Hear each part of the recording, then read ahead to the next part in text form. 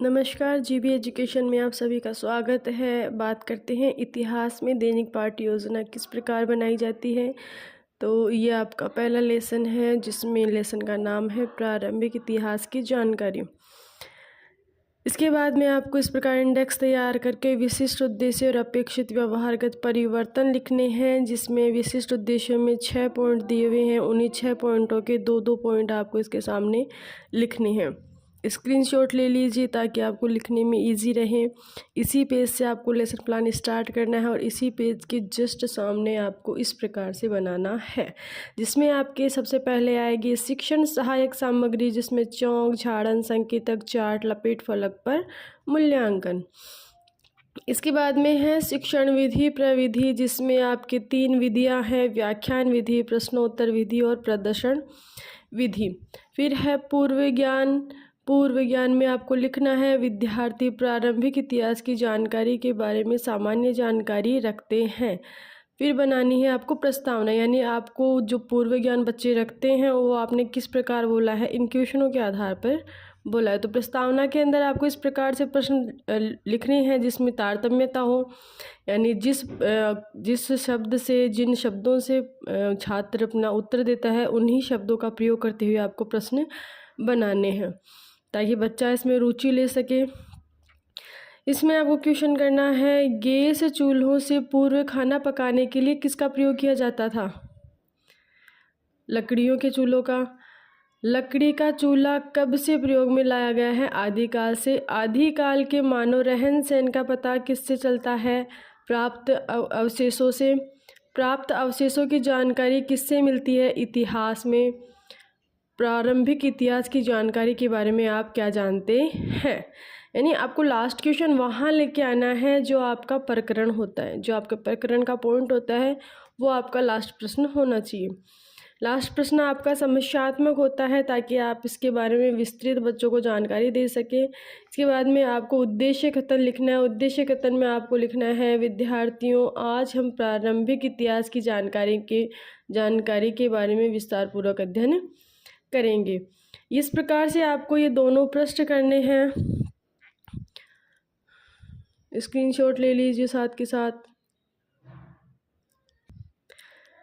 Next प्रश्न की बात करें तो नेक्स्ट प्रश्न में देखिए आमने सामने दोनों पेजों पे सेम प्रकार से वर्क होएगा, जिसमें आपको प्रस्तुतिकरण के अंदर 3 पॉइंट इस पेज पे प्लस 2 पॉइंट आपको इसके बराबर में इसी पेज पे करने हैं, जिसमें आपको सबसे पहले लिखना है शिक्षण बिंदु, छात्र अध्यापिका क्रिया, छात्र क्रिया, सहायक सामग्री और शामपट कार्य। देखिए बात करते हैं सबसे पहले शिक्षण बिंदु की। तो प्रत्येक लेसन के अंदर 3 शिक्षण बिंदु होनी आवश्यक है, जिसमें तीनों के अंदर सेम वर्क होता है, यानी आपको थ्योरी चेंज करनी होती है, क्वेश्चन चेंज करने होते हैं, बाकी सब सेम होता है। जैसे विकासात्मक प्रश्न होते हैं तो ये सभी तीनों में होंगे, कथन होता है ये तीनों में होएगा, प्लस बोध प्रश्न होता है वो भी तीनों में होएगा। अब इसमें पहले बिंदु लेंगे पांडुलिपि। तो पांडुलिपि के बारे में आपको विकासात्मक प्रश्न करने हैं। विकासात्मक प्रश्न करने का तरीका सेम वही रहेगा कि इसके अंदर भी क्या आएगी, तारतम्यता। जैसे फर्स्ट प्रश्न है पुस्तकों में किस प्रकार की जानकारी प्राप्त होती है? विषय के विभिन्न विषयों का, इतिहास एवं संस्कृति आदि की। ये आंसर बच्चों की तरफ से आया। तो इसी में से आपको प्रश्न बनाना है इतिहास को जानने का प्रमुख स्रोत कौन कौन से हैं? पांडुलिपियाँ, अभिलेख आदि। पांडुलिपियों के बारे में आप क्या जानते हो? इस प्रकार आपको प्रश्न करना है। ये समस्यात्मक पांडुलिपि आ गया, तो इसमें आपको फिर पांडुलिपि के बारे में कथन करना है, जिसकी 7 से 8 लाइनें होनी चाहिए। और इसी के जस्ट सामने आपको करना है विद्यार्थी ध्यानपूर्वक सुनेंगे व महत्वपूर्ण बिंदुओं को अपनी उत्तर पुस्तिका में लिखेंगे।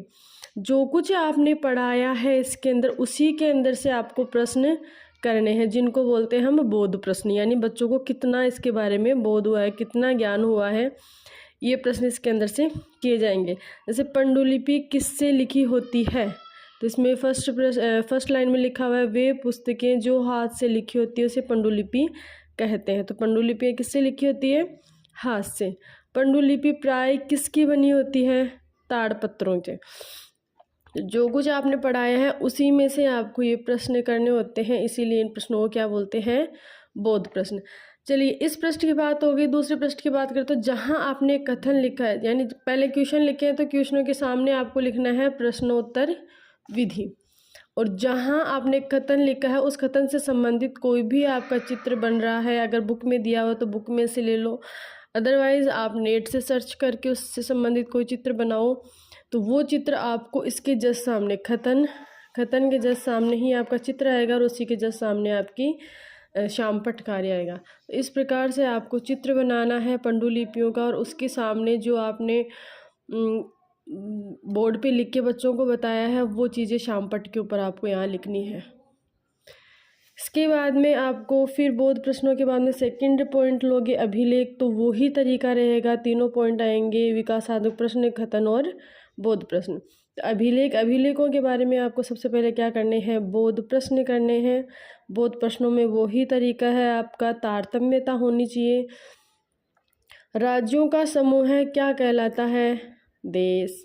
देश के शासकों की लड़ाइयों द्वारा प्राप्त विजयों का लेखा जोखा कहाँ मिलता है, कहाँ लिखा जाता है, अभिलेखागार में। अभिलेखों के बारे में आप क्या जानते हैं। इस प्रकार आपको समस्यात्मक प्रश्न जब मिल जाता है तो उसकी आपको क्या करनी है, व्याख्या। अब देखिए, स्क्रीनशॉट ले लीजिए इसका। अब देखिए, व्याख्या करेंगे तो जहाँ उससे पहले जब ये प्रश्न आए हैं बोध प्रश्न और विकासात्मक, इन दोनों के बीच में आपको यहाँ लिखना है प्रश्नोत्तर विधि, यानी ये भी प्रश्न है और ये भी प्रश्न है, दोनों प्रश्नों के बीच में आपको क्या करना है, प्रश्नोत्तर विधि। बात करते हैं इसके कथन की, तो अभिलेखों का कथन आप थोड़ा बहुत इधर लिख लो, फिर नेक्स्ट पृष्ठ पे सेम आपकी यही प्रोसेस रहेगी, जो कथन आपने उधर स्टार्ट किया था उसको आप यहाँ पे उसको एंड कर दोगे। फिर जो कुछ आपने पढ़ाया था उसमें पढ़ाए में से आपको क्या करने हैं, बोध प्रश्न। अगर आपका चित्र नहीं बन रहा है किसी के अंदर तो आपको वहाँ लिखना है व्याख्यान विधि, और ये आपके हो गए शामपट कार्य। अब देखिए, थर्ड टॉपिक की बात करेंगे तो तीसरा टॉपिक पुरातत्वविद लेंगे, तो इसके अंदर से भी आपको क्या करने हैं, विकासात्मक प्रश्न करने हैं। विकासात्मक प्रश्नों के बाद में कथन करना है, जो कुछ कथन में आपने पढ़ाया है उसका क्या करना है, आपको बोध प्रश्न करना है। अब इससे संबंधित जो भी आपका चित्र बनेगा वो चित्र आप कथन के जस्ट सामने बनाओगे, चित्र उसके सामने बनाओगे तो कथन के जस्ट सामने आपके चित्र बन जाएगा, और उससे संबंधित आपका शामपट कार्य लिखा जाएगा। जब ये तो तीनों टॉपिक कंप्लीट हो जाते हैं तो आप नेक्स्ट पेज में मूल्यांकन प्रश्न करना है, और मूल्यांकन प्रश्न करने का तरीका आपका यही रहेगा, जिसके अंदर आपको प्रत्येक पॉइंटों के दो दो क्वेश्चंस उतारने होंगे। जैसे विकल्प है, विकल्पों के 2 प्रश्न करने हैं, रिक्त स्थान है तो रिक्त स्थानों के 2 करने हैं, अति लघुत्तरात्मक के 2 करने हैं, और लघुत्तरात्मक प्रश्नों के भी 2 करने हैं। गृह कार्य की बात करें तो गृह कार्य के अंदर जो कुछ आपने पढ़ाया है उसका विस्तृत वर्णन इसके अंतर्गत आएगा, यानी आपने पढ़ाया है प्रारंभिक इतिहास की जानकारी प्राप्त करने वाले स्रोतों का वर्णन कीजिए। पूरा वर्णन बच्चों से करवाना है ताकि वो याद कर सके उसको। इसके बाद में आगे पर्यवेक्षक टिप्पणी और पर्यवेक्षक हस्ताक्षर। यहाँ आपके स्कूल से साइन होंगे, प्लस टिप्पणी के लिए आपको ये पेज खाली छोड़ना है, जिसमें आपके जो अध्यापक हैं वो इसमें सकारात्मक और नकारात्मक तरीके से आपको पुनर्बलन देंगे। इस प्रकार से आपके इतिहास का फर्स्ट लेसन कंप्लीट